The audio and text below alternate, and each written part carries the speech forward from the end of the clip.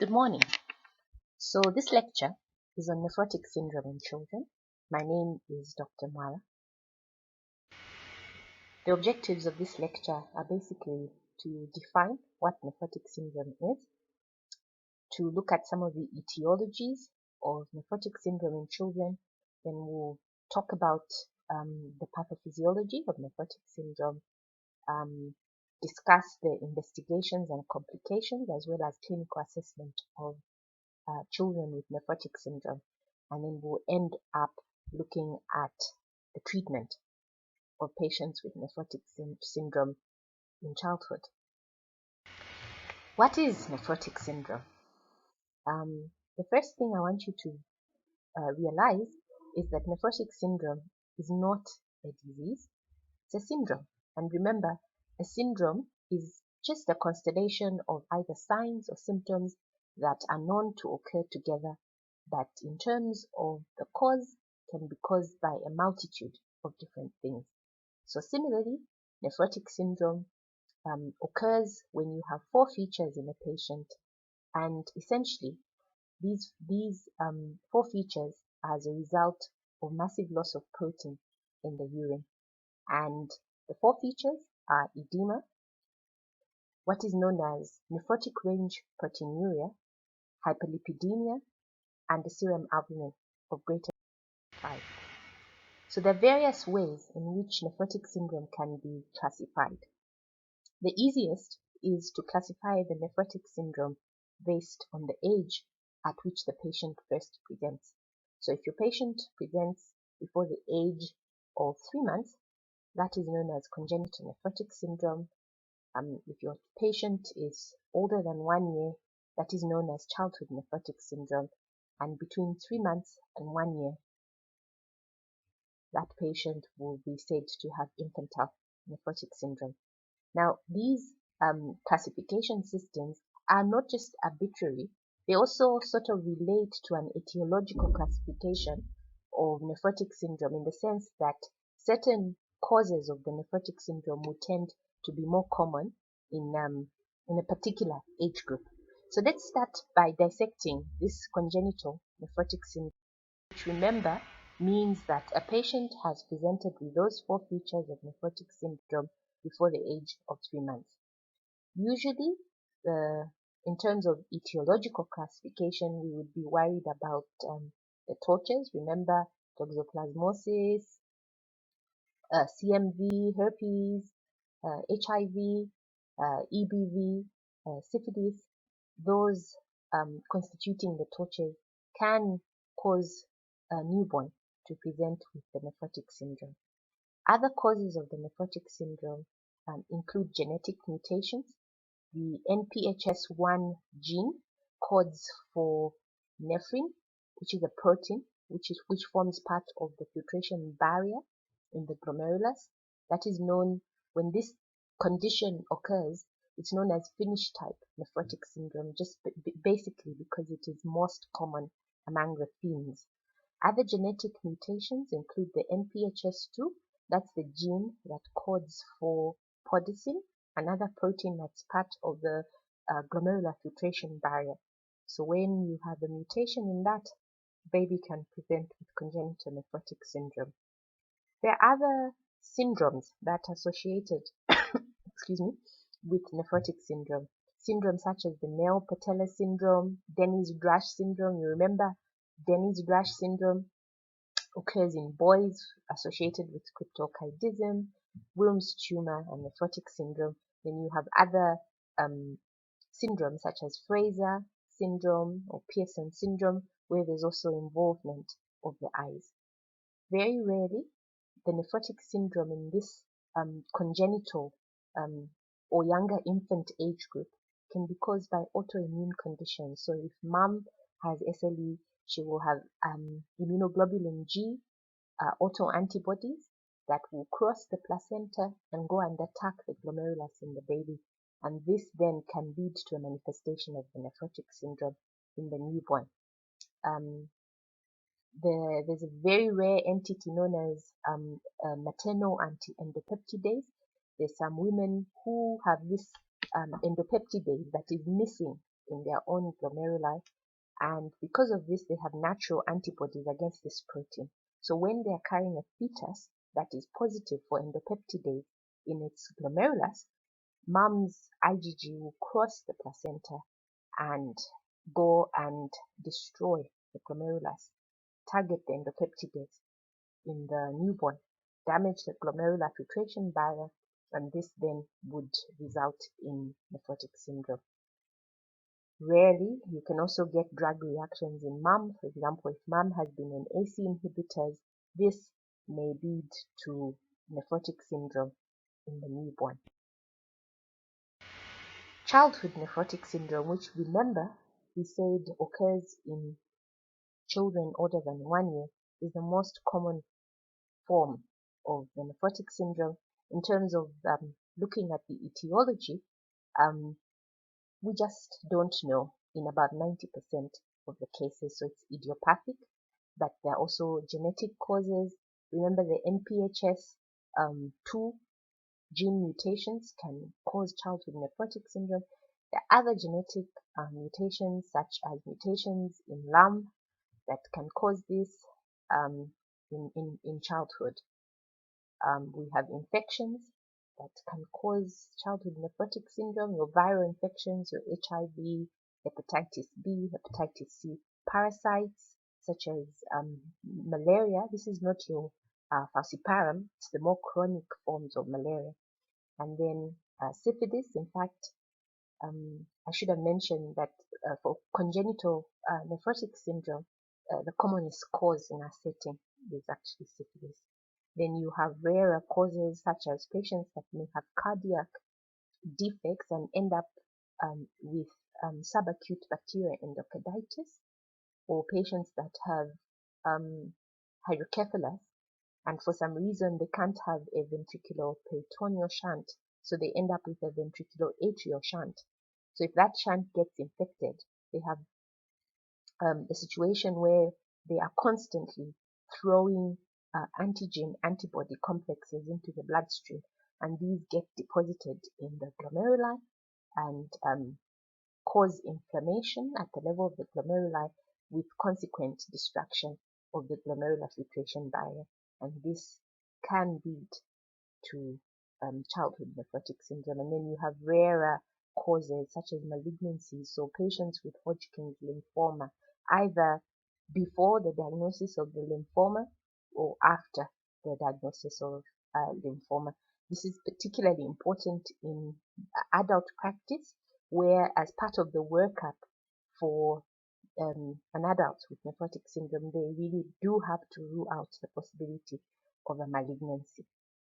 Autoimmune or connective tissue diseases also feature under childhood nephrotic syndrome. These, as you know, include systemic lupus, erythematosus, other kinds of vasculitis such as IgA nephropathy, microscopic cholangitis, or Wagner's granulomatosis.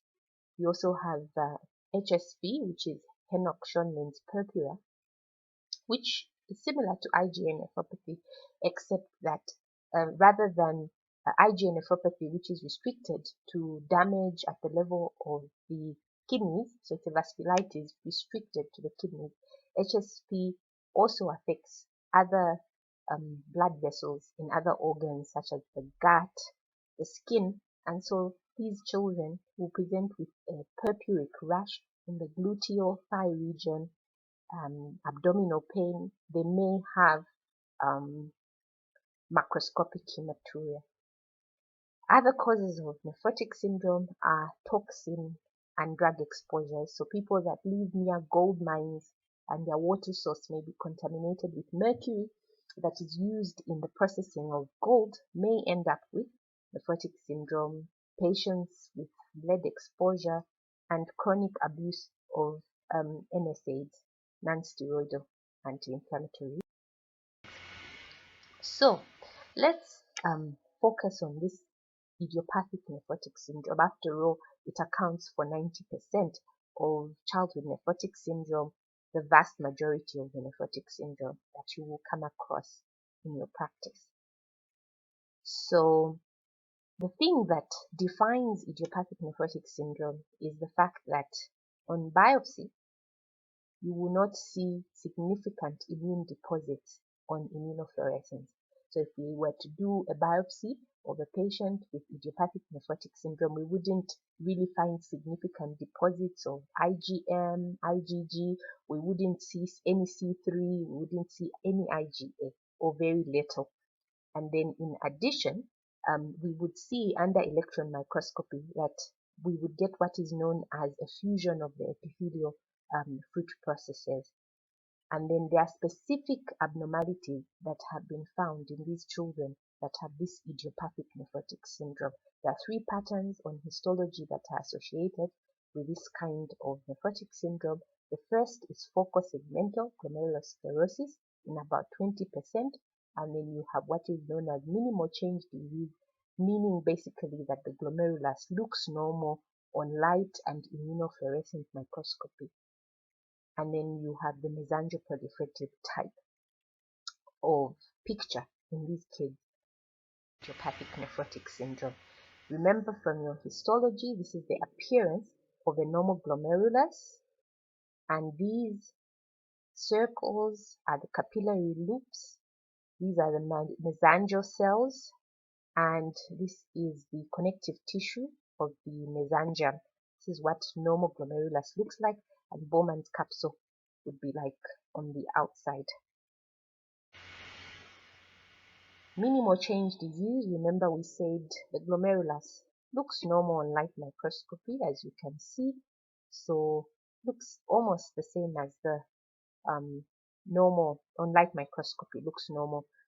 This is a normal glomerular basement membrane and podocytes, epithelium on electron microscopy, but in patients with idiopathic nephrotic syndrome, they get what is known as effacement. You see, instead of these podocytes standing up, they get what is known as effacement of the podocytes. This is the basement membrane, this is the epithelium, with the fenestrations between the epithelium. So that is a feature of minimal change. Focal segmental glomerulosclerosis. Focal, meaning it's not the whole kidney. You can see, you can just get glimpses of normal appearing glomeruli in the periphery. So it's not all the glomeruli, so it's focal, just parts of the kidney. Then it's segmental because it's not global, it's not the whole glomerulus that is involved. It's a segment, this abnormal looking part of the glomerulus. So it's a segment of the glomerulus. Then glomerular, meaning the glomerulus is sclerosed.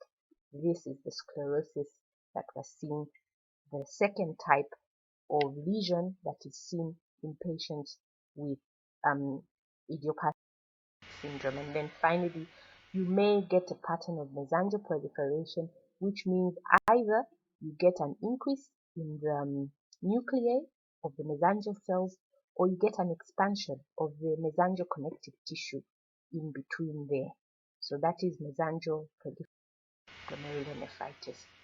So in terms of epidemiology, idiopathic nephrotic syndrome will commonly occur between the ages of 2 to 7, more common in girls, and in multiracial societies, it's been noted to be more common in people of descent. This again is just a revision of our histology.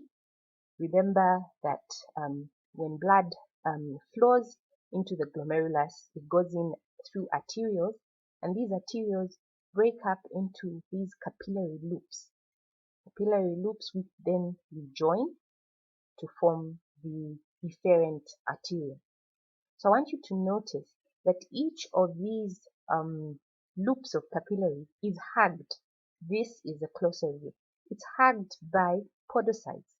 This podocyte is hugging a capillary loop and sending out these processes, which then further divide to form the foot processes and the podocytes. This is a cross section of a capillary loop showing us the podocyte hugging the capillary loop in the mesangial, and this is the view when we look at specimens under the microscope that we see. And basically, this is what is responsible for giving us the filtration barrier. These structures, when they are functioning normally, are what prevent the flow of protein from the serum into. You can actually see the filtration set. You can just sort of get to see this. Is, remember we talked about the protein nephrin. That's nephrin, and it can be seen on electron. Are therefore coded for by genes. So if you get a genetic mutation in, remember I talked about this laminin, for example, it leads into Pearson's syndrome. So this is just for interest. You're not expected to know this. So why did I belabor the point of showing you the filtration barrier? It's because the whole pathophysiology of the nephrotic syndrome hinges on a dysfunction of this filtration barrier. So anything that disturbs the function of that filtration barrier, whether it be genetic or immunological or as a result of toxins, will lead to increased amounts of albumin in the urine. Initially, when there's an increase of albumin leaking into Bowman's space, the proximal tubular cells rise to the occasion and they increase the capacity to reabsorb albumin to the proximal tubules. But as the filtration barrier defect worsens, the capacity of the proximal tubular cells to reabsorb protein is overwhelmed, and so then therefore we begin to see the albumin appearing in urine. And so if we were to do a 24-hour collection and collect about 50 milligrams per kg per day of protein, that would be classified as being in the nephrotic range. Or if you did an early morning urine protein creatinine ratio, a ratio of more than 200 milligrams per millimole or 2 grams per gram of protein to creatinine, that would qualify as nephrotic range proteinuria. It's not really a diagnostic test, it's meant to be a screening test, but under our circumstances, because we are not able to do these tests, we tend to rely more on this screening test. And so if you're doing dipstick, a value of 3+ or more would qualify as nephrotic range proteinuria. But you need to use dipstick with caution, because remember, the dipstick measures protein as a concentration. So meaning amount of protein over the amount of volume. And then using calorimetric methods on the dipstick, it will tell you, oh, this is 3+, which is equivalent to so many grams per deciliter. The problem with that is if you have a patient, for example, who is dehydrated, therefore the volume of urine goes down, even though they are passing normal or non-nephrotic range amounts of protein, that will still read as 3+ on your dipstick, and that might mislead you. And similarly, if you have a patient who is drinking a lot of water, well hydrated, even though they may have huge amounts of protein in the urine, because their urine is dilute, it would then give you a falsely low reading on the dipstick. Just to remember that as a weakness of the screening test. So apart from albumin, initially when there's this glomerular defect, it's a selective proteinuria, so meaning largely you lose protein. But with time, as the defect worsens, you begin to lose other proteins, and these other protein losses have consequences. So patients will, because remember immunoglobulins are also protein, they lose immunoglobulins. Complement proteins are lost as well through the urine. So that in turn will mean that the levels of these molecules goes down in the body, and so then it affects the immunity of the patient, and so patients become more prone to getting infections. Other proteins that are lost include anticoagulation proteins such as protein S, protein C, and this means that these patients then become more prone to getting thrombus formation. So they can get a DVT, which can then embolize and cause pulmonary embolism. They also lose thyroid binding protein, vitamin D binding protein. And if you have a patient with steroid-resistant nephrotic syndrome who goes on for months on end without you achieving disease control, the loss of thyroid binding protein, the loss of vitamin D binding protein can have a consequence such that your patient becomes hypothyroid, your patient then develops a condition where the vitamin D blood levels drop, and you may need to supplement. So in terms of the pathophysiology of edema in nephrotic syndrome, typically we explain that using what is known as the underfill theory, which basically tells us that based on Stalin's laws, movement of fluids across the capillary membrane is determined by several forces, i.e. hydrostatic pressure, oncotic pressure. And so in nephrotic syndrome, because of the loss of albumin and other proteins through the urine, serum protein is reduced, and so therefore serum oncotic pressure drops, and because of that we get a movement of fluid from the intravascular space into the extravascular space. When this happens, the volume in the intravascular space reduces, and that then is sensed by the kidneys using the juxtaglomerular apparatus, and therefore there's a release of renin, which then leads to conversion of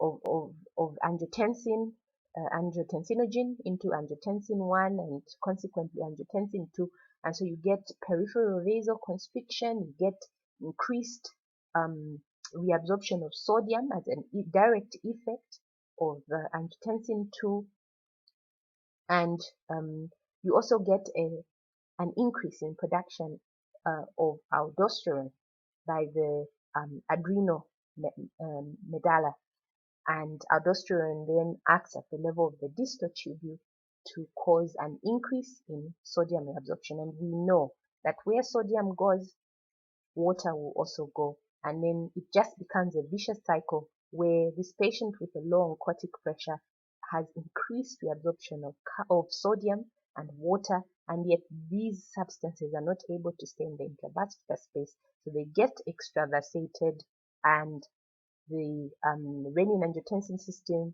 is activated, and away we go with our vicious cycle of reabsorption of sodium, water, therefore with time worsening edema. This is what is known as the underfill theory, meaning the intravascular space is underfilled. Based on this theory, some very clever people noticed that there were some children with nephrotic syndrome that didn't really seem to be behaving according to this model that had been proposed. And they noticed that some kids with nephrotic syndrome actually had hypertension. Some people with nephrotic syndrome had hypertension, which they couldn't explain using the underfill theory.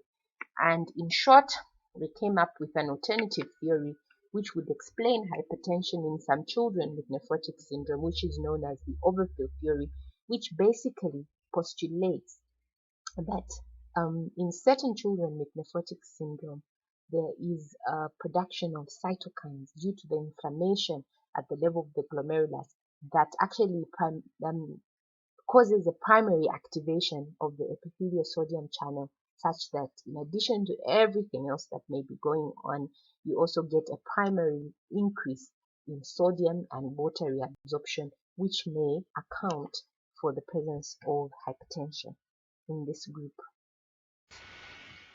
So why is there hyperlipidemia? Why is the cholesterol high? Why is the triglycerides high? Essentially, it's part of the adaptive mechanism of the liver. You get a situation where because the serum albumin is low, the liver tries to compensate for this by increasing synthesis of albumin, but the pathways that lead to an increase in synthesis of albumin are not necessarily separate from the pathways that would lead to an increase in production of cholesterol, for example, and triglycerides. So inadvertently, those two will also increase in terms of production. The other reason is that there's decreased catabolism of lipoproteins, and so there's a deficiency of lipoprotein lipase. And so therefore, we find that our patients with nephrotic syndrome will have high and high triglycerides. So based on this pathophysiology, you can see then why patients who have nephrotic syndrome, as I had mentioned earlier, would be at risk of getting thromboembolic phenomena because they are losing those anticoagulant proteins. They are at risk of infections, firstly because they have extravasation of plasma. So basically, they're like a walking culture media. And then secondly, they have lost complement properdin B protein. They've lost immunoglobulin G, or at least they're deficient. And so naturally, they would be at risk of infections. Of particular note is that the fact that if they have ascites, they're at an increased risk of getting spontaneous bacterial peritonitis, with the commonest organism causing it being strep. Other infections that they can get would include things like cellulitis. And then because even though these children look like footballs, they're swollen, remember the intravascular space is depleted. They're losing water to the extravascular space. So it means that higher risk of developing acute renal failure, particularly if you are you use the wrong sort of drugs with them. You are using NSAIDs, a combination of things like ACE inhibitors, angiotensin receptor blockers. If these patients develop vomiting, diarrhea, they're not able to keep hydrated, or you are fluid restricting them, those sort of things increase their chances of going into acute renal failure. Also use of things like Lasix, if you're not judicious in the way that you use Lasix in these patients, these can drive these kids into acute renal failure. In addition, the risk of getting the thromboembolic phenomena could lead to renal vein or artery thrombosis, and that could also lead to catastrophic acute renal failure. In the long run, if a patient has steroid-resistant nephrotic syndrome, they are at risk of getting end-stage renal disease as a result of the primary cause of the nephrotic syndrome and the inflammation that is caused by this continuous and controlled loss of protein through the urine. In terms of cardiovascular disease, because remember they have higher amounts of lipids, they are also at risk of cardiovascular disease. So, how are we going to assess our patient when we come across them? Well, as usual, we always start our patient assessment with ABC. A patient with nephrotic syndrome may come in with a history of hypertension. They may, have had a seizure, be unconscious. So you take care of the airway. If the airway is compromised, you clear the airway. If they've got secretions, they're unconscious, you position their head. If for a child who's older than 1 year, sniffing position, anyone under 1 year, neutral position for the head, and you assess their breathing. You assess, do they have pleural effusions, do they have a pneumonia, how well are they saturating, you assess all these, do they need supplemental oxygen, how effective is the breathing, is it a patient who, because their Glasgow Coma scale has dropped, may need intubation and intermittent positive airway pressure ventilation. Then you assess their circulation. Remember, we're saying that they're intravascularly depleted. So you need to check the peripheries. Are the peripheries cold compared to the warm core of the patient? What's the capillary refill time? What's the volume of the pulses? Is this a patient who might be in shock? So you assess all those things, take care of the ABCs, and then come to the systemic approach in both your history and examination. So you will want to, as usual, get a presenting history from the patient, how the symptoms developed.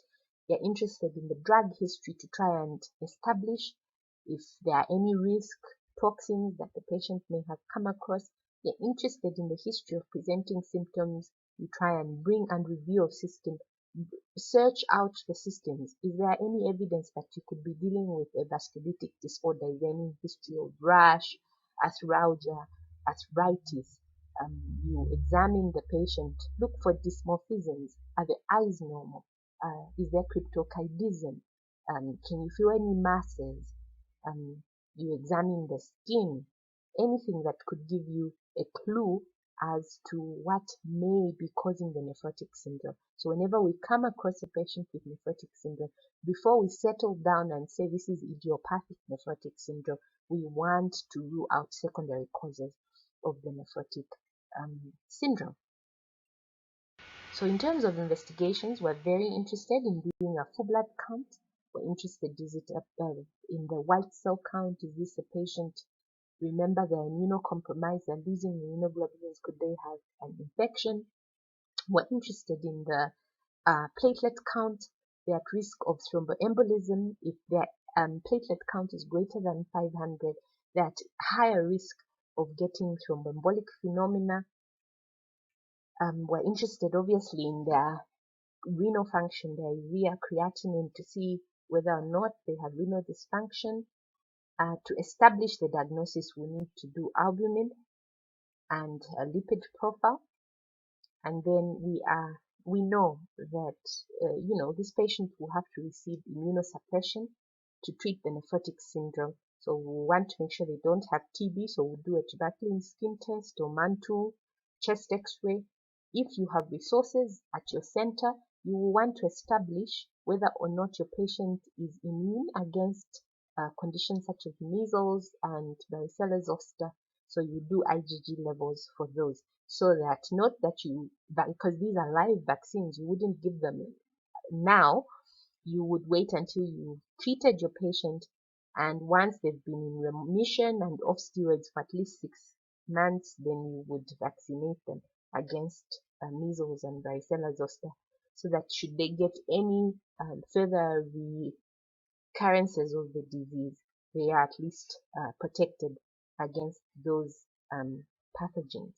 Then, in terms of finding potential secondary causes, you want to do your HIV test for syphilis, do a hepatitis profile, complement levels, particularly complement 3 and 4, and as a screen for systemic lupus erythematosus, we'll do an ANA.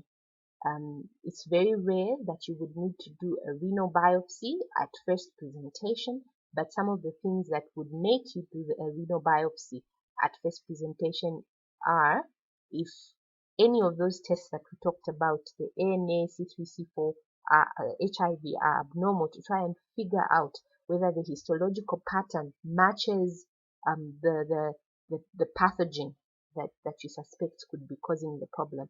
If the patient has extrarenal manifestations like skin manifestations, if they have joint problems, if they have significant renal failure, you would need to do a renal biopsy. Or if the patient has macroscopic hematuria, that's an indication for a renal biopsy, so that you can get a more exact diagnosis of what is going on in the patient.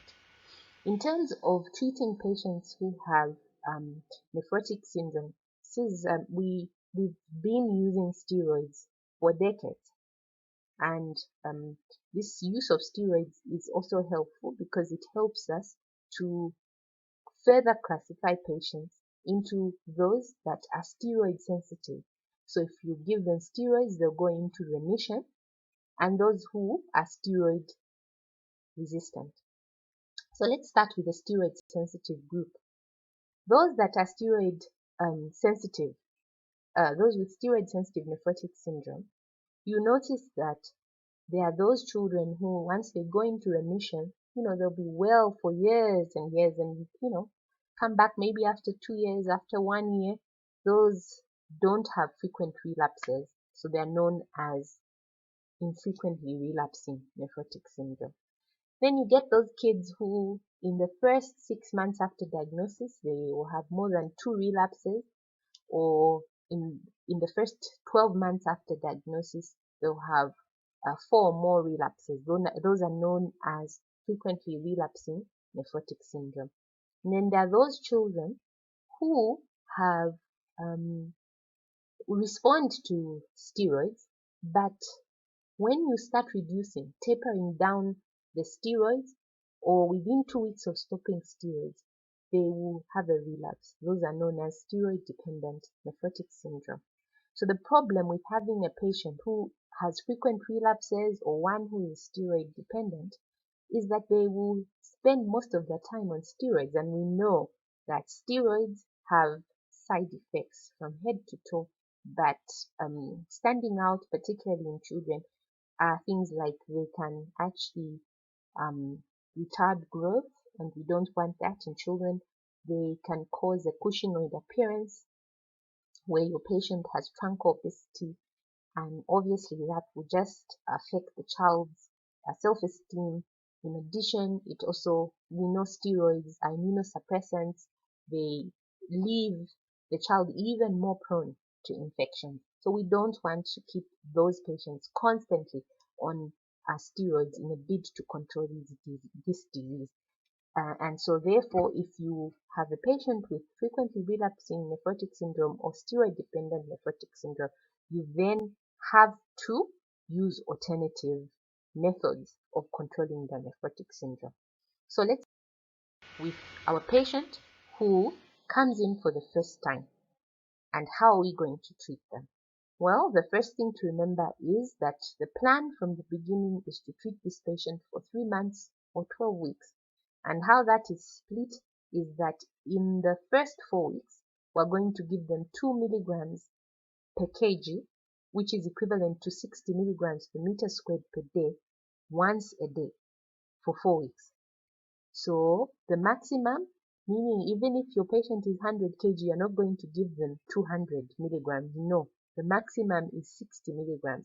It's given once a day to try and simulate the body's release of cortisol. Remember that our bodies release cortisol in a circadian sort of rhythm, and so we want to emulate the time that the body releases its natural steroid, which is cortisol. And so it's advisable to give the dose in the morning between 8 and 10. And the reason we want to do that is so that when the time comes to withdraw steroids, we will not have caused the disturbance in this circadian rhythm, which would then increase the patient's risk of getting an adrenal crisis upon withdrawal of steroids. So you give this dose every single day for 4 weeks. If your patient goes into remission within those first 28 days, then they are known as steroid sensitive. But if they don't go into remission in those first 28 days, that is known as steroid resistant nephrotic syndrome. Let's take the group of patients that are steroid sensitive. For those, we would then proceed for another 4 weeks, but this time we would reduce the dose of the steroids to 1.5 milligrams per kg, or the equivalent, if you want to use meters squared, which is 40 milligrams per meter square body surface area. Again, maximum dose being 60, and instead of giving every day like we did for the first 28 days, we would then give this on alternate days for a total of 4 weeks. Then the last part of the 3 months, the last 1 month, we would, if the patient remains in remission, we would then begin to taper or come down on the dose of steroids. So if our patient had been receiving 50 milligrams of penicillin, For the first week, we would go to 40 milligrams alternate day of prednisolone. Second week, we would move to 30 milligrams and taper down slowly over 4 to 6 weeks until we successfully wean the patient off steroids. That a frequent relapser is a child who relapses 2 or more times in the first 6 months after presentation, or 4 times or more within any 12-month period. So for those relapsers, or for patients who are steroid dependent, meaning they relapse while on steroid therapy or within 14 days of discontinuation of steroid therapy, what to do with those? I mentioned earlier that these are at risk of getting steroid side effects, including growth failure, diabetes, infections, and so we do not want to continue keeping these patients on steroids. And so it's advisable, if you can, to get a biopsy, renal biopsy done to see what the exact lesion is in the patient and get an exact diagnosis if possible. And then the first option that we have is, actually, there are some patients who you notice that when you start tapering down, if you keep them on a lowish dose of steroids, they will be controlled. So some kids, like, keep them on 10 milligrams prednisolone alternate day, they'll never relapse, even though they have steroid dependence or they are frequently relapsing. So if that's the case for your patient and you notice that below a certain threshold they'll relapse, for as long as the dose is not too high, you can actually keep them on that lowish dose of steroids for even like 2 years, because it's a low dose, you're giving it on alternate days, unlikely to cause those steroid side effects. If that isn't working, you can add on a drug called levimesole. Levimesole is an antihelminthic drug. Nobody knows exactly how it works, but it has immune modulating properties. And you give it at 2.5 milligrams per kg on alternate days, and you give it for 2 years. And after 2 years, you can try and see if you can come off the drug. If those two approaches don't work, we have the big guns.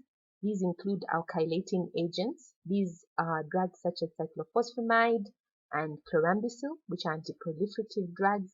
And then we have calcineurin inhibitors, drugs such as tacrolimus, cyclosporin, that prevent the production of interleukin-2 and therefore prevent proliferation of T cells, that can be used. And as a last resort, we can use biologics such as rituximab, which is an anti-CD20 antibody and depletes B cells. So, but again, remember, for these alkylating agents, for these calcineurin inhibitors, for these biologics such as rituximab, they cause immunosuppression. So you really need to watch your patient for occurrence of infections. And then additionally, you can also look up the other side effects that are associated with drugs such as chlorambucil and cyclophosphamide. Things such as later onset of malignancies, hemorrhagic hematuria. You can look them up. And with cyclosporin can cause a lot of hair, can cause gum hypertrophy, can cause hypertension, can cause hyperkalemia. Similarly, tacrolimus can also cause hypertension by causing renal artery spasms, can cause diabetes. So those we will have to look out for. And of course, rituximab patients can actually present with TB. And so again, I go back to what I said, that when we investigate these patients, we need to make sure they don't have latent TB. If they do, we treat it. Right, we come to the last group based on their response to steroids, and that's the patient with steroid resistant nephrotic syndrome.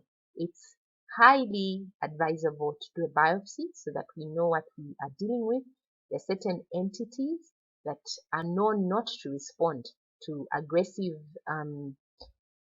immunosuppression. So, you would not then subject the patient to all these drugs.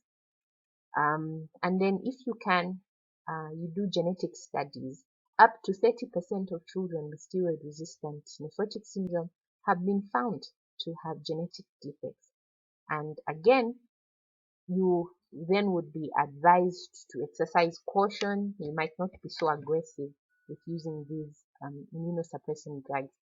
Again, in patients with steroid-resistant nephrotic syndrome, options include use of calcineurin inhibitors, alkylating agents, and from trials that have been done in the recent past, you get combinations of drugs like MMF and one of the calcineurin inhibitors to try and control the disease. In some children, those things work, and there are newer trials on actually even biologics like rituximab for use in steroid-resistant nephrotic syndrome. Then finally, you have symptomatic control of the nephrotic syndrome. So here you have a patient who is not responding to immunosuppressants, but they are edematous. They have all these symptoms. We're not going to ignore those. We're going to treat the patient symptomatically, so you can, with caution, use diuretics such as loop diuretics such as furosemide. You can combine that with distal diuretics such as metalazone or hydrochlorothiazide, and combine that with potassium sparing. But those are best done in conjunction with your nephrology service, because remember we said that diuretics actually increase the risk of pushing patients into acute renal failure. Other things that we can try and do are give patients what are known as antiproteinuric drugs. These are essentially your angiotensin converting enzyme inhibitors, drugs like captopril, but more likely enalapril and ramipril, and also angiotensin receptor antagonists such as losartan. Actually, you can use a combination of losartan and an ACE inhibitor to try and reach your target reduction in protein, but that's high risk. It can really cause hyperkalemia, hypotension, send the patient into AKI. So rather use just an ACE inhibitor. But how it works is, remember, ACE inhibitors are antihypertensive. They prevent eventually production of angiotensin 2, which we know is a vasopressor. So peripheral vasal vessels are constricted, which pushes the blood pressure up, right? So if we block that pathway, the blood pressure of the patient will be better controlled.